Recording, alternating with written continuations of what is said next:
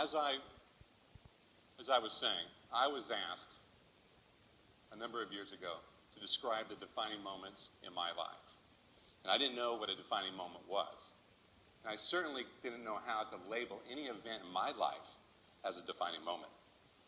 But this inquiry, it took me on a journey to a powerful new understanding. And I want to share with you about that journey and a construct for what a defining moment is.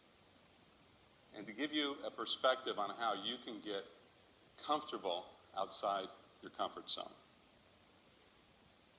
And so, as I thought back on my life, there wasn't a straight line that went from the point of birth to this point I am right now, marching comfortably through these different stages in my life. No, there were zigs and there were zags. There was all kind of twists and turns. And this imagery came to my mind of me being in this sailboat in the middle of this big ocean of life. And I was going along a particular path. And then something would happen.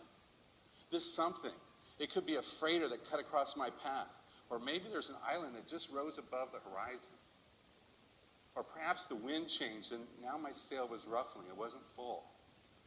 You see, something happened and I changed course. I came about and I started tacking a new direction. So what was that something? That something's a defining moment.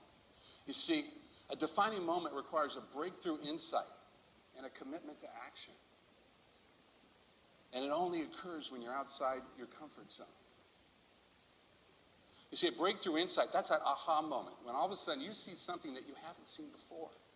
Or something you've looked at many, many times, all of a sudden you see it differently. You see, that doesn't happen very often. See, most of the time we're firmly locked on the certainty of our own point of view. See, that's the way we see the world, and it's obvious to us. But that lock that we have, that point of view, it grips us. It stifles creativity, and it keeps us from having growth opportunities. So how do you unlock this? You need to unlock that by allowing yourself to be vulnerable, to expose yourself to the possibility that your point of view is wrong. And when you do that, you open the possibility for an insight, a breakthrough insight, some discernment, some new comprehension that'll come, and it'll come with a burst of clarity. So all of a sudden you can see something that you haven't seen before.